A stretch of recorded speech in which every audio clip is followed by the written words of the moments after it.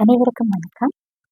இன்றைய நாட்களில் சமூக வலைத்தளங்களில் அதிக அளவு பேசப்பட்டு கொண்டிருக்கின்ற ஒரு விடயமாக கிழக்கு பல்கலைக்கழக சுவாமி விபுலானந்த அழகிய கற்கைகள் நிறுவக நடன நாடகத்துறை மாணவர்களின் தொடர் போராட்டமும் அதன் பின்னால் உள்ள சில கருத்து முரண்பாடுகள் அல்லது ஒரு கல்விசார் செயற்பாடுகள் பற்றிய பல்வேறுபட்ட விடயங்கள் தொடர்ச்சியாக சமூக வலைத்தளங்களில் பரவலாக வந்த வண்ணம் உள்ளன. அதை பற்றிய ஒரு வீடியோ தான் நாங்கள் இதை பார்க்க போகிறோம். வணக்கம், இது உங்கள் ரிவ்யூ தமிழ் சேனல். எங்களோட சேனலை நீங்கள் இதுவரையும் சப்ஸ்கிரைப் பண்ணலைன்னு சொன்னால் சப்ஸ்கிரைப் பண்ணிவிட்டு பக்கத்தில் இருக்கிற பெல் பட்டனை கிளிக் பண்ணிக்கொள்ளுங்க. எங்களோட வீடியோஸ் எல்லாமே உங்களுக்கு தொடர்ச்சியாக வந்து கொண்டிருக்கும். கிழக்கு பல்கலைக்கழகம் சுவாமி விபுலானந்த அழகிய கற்கைகள் நிறுவகம், இது எல்லாருமே அறிந்திருக்கக்கூடிய ஒரு கலை நிறுவனம். அதாவது கிழக்கு பல்கலைக்கழகத்தின் கலை கலாச்சார பீடத்தின் கீழே இயங்குகின்ற ஒரு நிர்வாகமாக காணப்படுகிறது. இதில் சுவாமி விபுலானந்த அழகிய கற்கைகள் நிர்வாகம் இயலிசை, நாடகம் என முக்கலைகளையுமே உள்ளடக்கிய ஒரு அழகிய பாடங்களுக்கான தனிப்பட்ட ஒரு கலைத்துறை சார்ந்த நிறுவனமாக இயங்கிக் கொண்டு வருகின்றது. கலை என்றாலே எல்லாருக்குமே தெரியும், கலைக்குள்ள எவ்வளவு ஒரு விஷயம் இருக்குது, எவ்வாறான ஒரு புரிந்துணர்வுகள் இருக்குது, அப்படியான விஷயங்கள் எல்லாமே எல்லாருக்குமே தெரியும். அப்படிப்பட்ட ஒரு நிர்வாகத்துல என்ன பிரச்சனை, இதுதான் இன்றைக்கு எல்லாருக்குமே காணப்படுற ஒரு கேள்வியாக இருக்குது. ஒரு வக்கீல் செய்த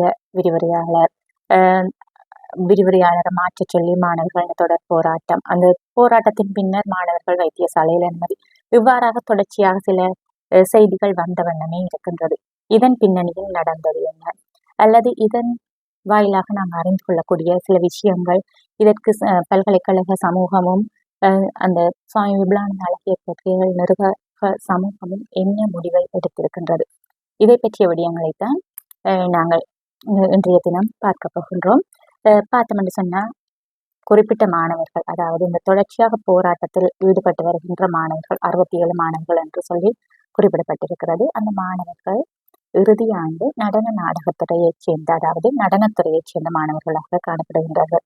அங்கு காணப்படுற துறைகளில் நடன நாடகத்துறை இணைந்த ஒரு துறையாக காணப்படுகிறது. அதுல குறிப்பாக நடனத்துறை மாணவர்கள் தான் இந்த தொடர்ச்சியான அமைதி வழி போராட்டத்தில் ஈடுபட்டு கொண்டிருக்கின்றனர். இவர்கள் இந்த போராட்டத்துக்கு தள்ளப்பட்டிருப்பதற்கான காரணம் என்ன? ஒரு குறிப்பிட்ட விரிவுரையாளர் அவருடைய சில நடவடிக்கைகள் காரணமாக அவர்கள் தங்களுடைய முறைப்பாட்டை எழுத்து மூலம் பணிப்பாளருக்கு தெரிவித்திருந்த போதிலும், அந்த எழுத்து மூல கடிதத்துக்கு பணிப்பாளரால் சரியான முறையில் தீர்வு வழங்கப்படவில்லை. அதை நிமித்தம் அவர்கள் அந்த குறிப்பிட்ட விரிவுரையாளர் தங்களுக்குரிய பரீட்சகராக வரக்கூடாது, பரீட்சகராக வந்தால் தங்களுடைய எதிர்காலம் பாழாகி போய்விடும் என்கின்ற ஒரு நோக்கத்திலேயே தான் அந்த குறிப்பிட்ட மாணவர்கள் தங்களுடைய போராட்டத்தை ஆரம்பித்திருக்கின்றார்கள். குறிப்பாக சுருக்கமாக சொல்ல போனால், குறிப்பிட்ட விரிவுரையாளரால் பாதிக்கப்பட்ட மாணவர்கள்ல நானும் ஒருவர். என்னன்னு சொன்னா, என்னுடைய இறுதி ஆண்டு முதலாம், அதாவது ஃபர்ஸ்ட் செமஸ்டருக்குரிய ரிசல்ட்ஸ், அந்த ரிசல்ட்ஸ் தனிப்பட்ட காரணங்களுக்காக பழிவாங்கலுக்கு உட்படுத்தப்பட்டு என்னுடைய புள்ளியிலே பல்வேறுபட்ட மாற்றங்கள் ஏற்படுத்தப்பட்ட ஒரு பின்னணிக்கு பின்னால் தான் நான் அந்த நிர்வாகத்திலிருந்து வெளியேறி இருக்கின்றேன். இப்ப தற்சமயம் 67 மாணவர்களும் அதே போல மாணவர் ஒன்றியமும் ஒன்றாக நிற்பது போல எங்களுடைய காலத்தில் 5 வருடங்களுக்கு முன்னர் அந்த நிர்வாகத்திலே ஒரு மாணவ சமூகம் இருந்திருந்தால் இன்று வரை அவ்வாறான ஒரு விரிவுரையாளரின் பழிவாங்கல்களுக்கு பல்வேறுபட்ட மாணவர்கள் உட்பட்டிருப்பதற்குரிய சாத்தியப்பாடுகள் குறைவு. குறிப்பிட்ட விரிவுரையாளர்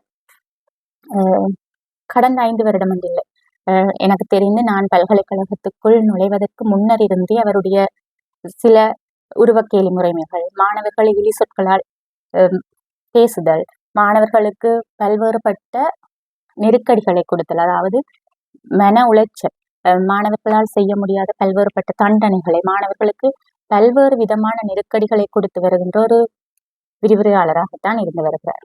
இவ்வாறு தொடர்ச்சியாக இருந்து வருகின்ற ஒரு விரிவுரையாளருக்கு இதுவரை காலமும் ஏன் பல்கலைக்கழக சமூகம் எதுவிதமான ஒழுக்காற்று நடவடிக்கைகளும் எடுக்கவில்லை, அல்லது அந்த குற்றம் சம்பந்தமாக ஏன் எதுவித கருத்துக்களும் முன்வைக்கப்படவில்லை என்பதே இன்றைய நாளுக்கான ஒரு கேள்வியாக இருக்கிறது. குறிப்பாக சொல்ல போனால், குறிப்பிட்ட விரிவுரையாளர் சம்பந்தமாக நான் நினைக்கிறேன் ஒரு 2 வருடங்களுக்கு முன்னர் கூட மட்டக்களப்பிலே பிரபலமாக ஒரு செய்தி அடிபட்டது. அதாவது ஒரு பல்கலைக்கழக மாணவியை தன்னுடைய வீட்டிலே வேலைக்கு அமர்த்தி அந்த மாணவி உடலுள்ள ரீதியாக பாதிக்கப்பட்டிருந்தார், அவர் வைத்தியசாலையில் அனுமதிக்கப்பட்டார் என்று சொல்லி பரவலாக வந்த ஒரு செய்தி பிறகு அது பேசா பொருளாக மறைந்து விட்டது. அது சில நேரங்கள்ல அதிகார துஷ்பிரயோகங்கள் அதுல விளையாடி இருக்கலாம், அல்லது அரசியல் செல்வாக்கு, அப்படி எவ்வாறான செல்வாக்குமே அங்கே விளையாடி இருக்கலாம், அல்லது அந்த மாணவி தன்னுடைய தனிப்பட்ட காரணங்களுக்காக அந்த விடயத்தில் இருந்து பின்வாங்கி இருக்கலாம். இந்த விடயம் சம்பந்தமாக குறிப்பிட்ட மாணவியினுடைய கருத்துக்களையும் நான் கேட்டறிந்தவளாகத்தான் இருக்கின்றேன். குறிப்பாக சொல்ல போனால் இந்த மாணவர்கள் போராட்டம் மேற்கொள்கின்றார்கள். இப்ப நான் எனக்கு என்னுடைய தனிப்பட்ட ரீதியாக நடைபெற்ற விடயத்தை கூறியிருக்கிறேன். இந்த மாணவர்கள் என்னத்துக்காக போராடுகிறார்கள் என்றால், அவர்களுடைய இறுதியாண்டு பரீட்சையிலே எல்லாருக்குமே தெரியும், நுண்கலைத்துறையை பொறுத்தவரையிலே அவைக்காட்சி என்று சொல்லி ஒரு விடயம் இருக்குது. அந்த அவைக்காட்சி தான் அவர்களுக்குரிய புள்ளியை, அதாவது அவர்கள் பெற்றுக்கொள்ளப் போகின்ற தரத்தை நிர்ணயிப்பதற்காக இருக்கின்றது இந்த அவைக்காட்சி தான். ஆனா இந்த அவைக்காட்சிக்கு குறிப்பிட்ட விரிவுரையாளர் தான் குறிப்பாக அந்த அவைக்காட்சியிலே ஒரு பரீட்சகராக இருக்க வேண்டும் என்கின்ற ஒரு முடிவில் அவர் இருக்கின்றார்.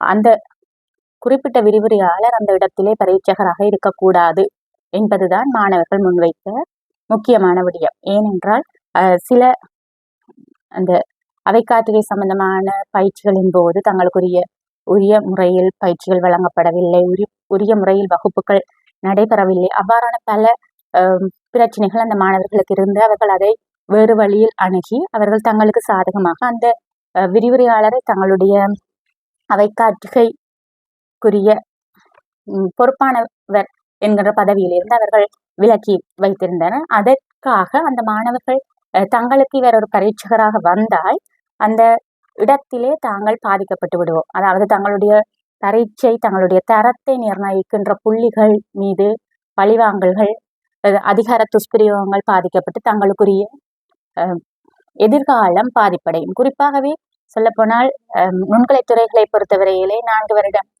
பல்கலைக்கழகம் முடித்துவிட்டு வந்து வெளியிலே அந்த பல்கலைக்கழக துறை சார்ந்த வேலை வாய்ப்புகள் இல்லாமல் இருப்பவர்கள் எத்தனையோ பேர் இருக்கின்றார்கள்.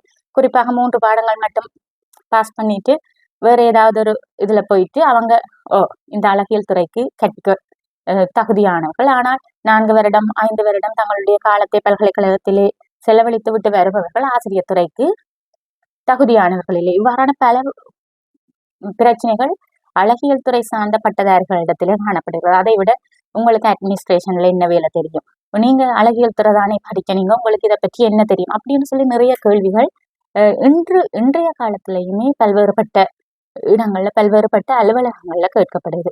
உங்களுக்கு தெரிஞ்சது பாடவோ ஆடவோ படங்குறவோ தான் தெரியும், உங்களுக்கு வேற விஷயங்கள் தெரியாது இப்படின்னு சொல்லி சில இடங்கள்ல தாழ்த்தப்பட்ட ஒரு பட்டதாரிகளாக நுண்கலைத்துறை பட்டதாரிகள் இன்று வரை இருந்து வருகின்றார்கள். இப்படியான ஒரு சூழலில் தங்களுடைய அதாவது தங்களுடைய கிளாஸ் ஃபர்ஸ்ட் கிளாஸ் வர வேண்டியவங்களுக்கு குறைஞ்சிடும், அல்லது எங்களுடைய கிளாஸ்ல இந்த புள்ளி தாக்கத்தை ஏற்படுத்தும் என்கின்ற ஒரு நோக்கத்தின் அடிப்படையில குறிப்பிட்ட மாணவர் ஒன்றியத்தின் ஊடாக மாணவர் ஒன்றியம் அதாவது நிறுவனத்தின் பணிப்பாளர் இவ்வாறு எல்லாருக்குமே கடிதம் எழுதி இருக்கிறாங்க. அந்த கடிதத்துக்கு அவர்களுக்குரிய சரியான தீர்வு கிடைக்கப்பெறதில்லை. அதுக்கு மேலதிகமா அவர்கள் இவ்வாறான ஒரு அமைதி வழி போராட்டத்தில் ஈடுபட்டிருக்கிறார்கள். இதை விட செய்யப்படுற ஒரு குற்றச்சாட்டு உருவக்கேலி செய்யறதுக்கு யாருக்குமே உரிமை இல்லை. உருவம் என்று சொல்றது எல்லாருக்குமே ஒவ்வொரு விதமான வந்தது, அது ஆண்டவண்ட படைப்பு. ஒவ்வொரு உருவத்துக்கு பின்னாலேயும் ஏதோ ஒரு வகையில ஏதோ ஒரு சக்தி இருக்கும். அதை பற்றி தரக்குறைவா பேசுறதோ எல்லாத்தையும் அந்த உருவத்தை வச்சு கேலி செய்யறதோ யாருக்குமே உரிமை இல்லை. குறிப்பா சொல்ல போனா சக மாணவர்கள் என்றதை தாண்டி ஒரு விரிவுரையாளர் மாணவர்கள் இந்த உருவத்தை கேலி செய்யறாருன்னு சொன்னா அவர் அந்த இடத்துல விரிவுரையாளரா இருக்கிறதுக்கே தகுதியற்றவர். இதுதான் உண்மையான கருத்து. ஏன்னு சொன்னா ஒரு சமூகத்தை வழிப்படுத்த வேண்டியவர் குரு.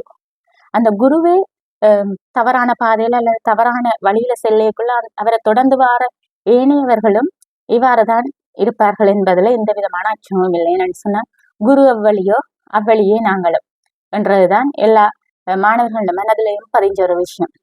இப்படியான உருவக்கேலிகள் செய்கிறதுன்றது அதாவது ஒரு சிறு வயதுல இருக்கிறவர்களுக்கும் குறிப்பிட்ட வயதை எட்டிய பல்கலைக்கழக மாணவர்களுக்கும் பல்வேறுபட்ட மன தாக்கத்தை ஏற்படுத்துகின்ற ஒன்றாக இருக்கலாம். இந்த உருவக்கேலியால ஏதாவது ஒரு மாணவர் தவறான ஒரு முடிவெடுத்தால் யார் பொறுப்பு கூறுவது? பல்கலைக்கழகத்துல காணப்படுற பல்கலைக்கழக விரிவுரையாளர்களையும் பல்கலைக்கழக சமூகத்தையும் நம்பித்தான் பெற்றோர் தங்களுடைய பிள்ளைகளை அனுப்பிவிட்டு அவர்கள் தங்களுடைய வீடுகளிலே நிம்மதியாக இருக்கின்றார்கள். இவ்வாறான ஒரு சில விரிவுரையாளர்களால அந்த பெற்றோர்கள் தங்களுடைய நிம்மதியை இழக்கக்கூடும். இப்ப இந்த செய்தியை பார்த்துட்டு எத்தனை வீட்டுல அம்மா அப்பா குழம்பி கொண்டிருக்கணுமோ தெரியல, எந்த பிள்ளைக்கு என்ன நடந்தது, எந்த பிள்ளையும் இந்த போராட்டத்துல இந்த தொடர்ச்சியான போராட்டத்துல அமைதி வழி போராட்டத்துல இருந்ததா, இந்த பிள்ளை ஹாஸ்பிட்டல் அட்மிட் ஆகியிருக்கான்னு சொல்லி ஒவ்வொருத்தருமே தங்களுக்குள்ள ஏதோ ஒரு வகையில இன்னும் குமரி கொண்டிருப்பார்கள். தித்வா புயல் தந்த அனர்த்தம் மறைஞ்சி இன்னுமே மறையலை என்று சொல்லலாம். அப்படி இருக்கக்குள்ள இன்னொரு அனர்த்தம் ஏற்படும் என்கின்ற ஒரு கணிப்பின் பேர்ல இருக்குது. அவ்வாறான ஒரு தொடர்ச்சியான மழை குளிர் நிலைமையிலேயும் மாணவர்கள் போராட்டம் நடைபெற்று வருவதாக அறிய முடிகிறது. குறிப்பா சொல்ல போனா அந்த நிர்வாகத்திலிருந்து வெளியேறிய பழைய மாணவர்கள் எங்களுக்கு இப்போ ஒரு கேள்வி வருகிறது. இதை பார்த்து கொண்டு அந்த நிர்வாகம் என்ன செய்யுது, நிர்வாக பணிப்பாளர் முடிவு என்ன, அல்லது கிழக்கு பல்கலைக்கழக துணைவேந்தர் முடிவு என்ன, பல்கலைக்கழக மானியங்கள் ஆணைக்குழு இதுக்கு என்ன நடவடிக்கை எடுத்தது? நாங்கள் நோமலாவே சொல்லுவோம், உருவக்கேலி செய்யக்கூடாது, அல்லது மாணவர்களை நாங்கள் இப்படி அடக்குமுறை பண்ணக்கூடாது, மாணவர்களுக்கு இவ்வாறான தண்டனைகள் கொடுக்கக்கூடாது என்று சொல்லி எல்லாம் சொல்லிக்குள்ள சின்ன பிள்ளைத்தனமா நிறைய விஷயங்கள் நடந்து கொண்டிருக்குது. என்ன முடிவு வரப்போகுதுன்றது எங்களுக்கும் தெரியாது, யாருக்குமே தெரியாது. ஆனா இதுல நாங்க சரியான முறையில முடிவு எடுக்காவிட்டா இப்படியான விரிவுரையாளர்கள் தொடர்ச்சியாக தங்களுடைய அதிகாரத்தை பயன்படுத்தி கொண்டுதான் இருப்பாங்க. அந்த அதிகாரத்தால பாதிக்கப்பட போறது சமுதாயம்தான். சமுதாயத்தின் முன்னேற்றத்துல பங்களிக்க வேண்டிய விரிவுரையாளர்கள் இன்றும் சமூகத்தை பின்னுக்கு கொண்டு போறதுல முதல் நிலையில இருப்பதை விட்டு நாங்க மனவருத்தம் அடைகிறோம். ஏன்னு சொன்னா இலங்கையோட கல்வித்துறை இன்னும் உயர்ந்து போகாம ஒரு இடத்திலேயே அப்படியே ஸ்டில் நின்று கொண்டிருக்குதுன்னு சொன்னா காரணம் இப்படியான சில விரிவுரையாளர்களோட செயற்பாட்டாலதான். மாணவர்களோட போராட்டத்துல நியாயம் இருக்குது. ஏன்னு சொன்னா அவர்கள் தங்களுடைய எதிர்காலத்தை கேள்விக்குறிக்க உள்ளாக்க விரும்பல. ஏன்னு சொன்னா அவங்களுக்கு தாங்க 4 வருஷம் படிச்சதை ஒரு இடத்துல வெளிப்படுத்தக்குள்ள அவங்க ஃபுல் எஃபர்ட்டும் இந்த பெர்ஃபார்மன்ஸுக்காண்டி போட்டிருப்பாங்க. இப்போ அவங்க தங்களோட பக்கம் இருக்கிற நியாயத்தை வந்து கொண்டுதான் இருக்கிறாங்க. தொடர்ச்சியா பல்வேறுபட்ட காலப்பகுதிகளிலையுமே பல்வேறுபட்ட விதத்துல இந்த பரீட்சகர்களை மாற்றுங்கோ, பரீட்சகர்களை உள்ளக பரீட்சகர்கள் இல்லாம ஃபைனல் பெர்ஃபார்மன்ஸ் கண்டாலும் வெளியக எக்ஸாமினர்ஸை கொண்டு வாங்கன்னு சொல்லி எத்தனையோ போராட்டங்கள் நடந்தும் இன்று வரையும் சரியான ஒரு முறையில வெளிப்படையில பார்த்தா சில நேரத்துல தெரியும், நல்லா பெர்ஃபார்ம் பண்ற ஆளுக்கு லோ மார்க்ஸ் வரும், பெர்ஃபார்மே பண்ணாத ஆளுக்கு ஹை மார்க்ஸ் வரும். இதுதான் நாங்க நடக்கிற ஒரு வளமை. பார்ப்போம், பொறுத்திருந்து பார்ப்போம். சுவாமி விபுலானந்த அழகிய கற்கைகள் நிர்வாகமும் கிழக்கு பல்கலைக்கழக நிர்வாகமும் பல்கலைக்கழக மானியங்கள் ஆணைக்குழுவும் இதற்கு என்ன முடிவெடுக்க போகின்றது என்று. நன்றி.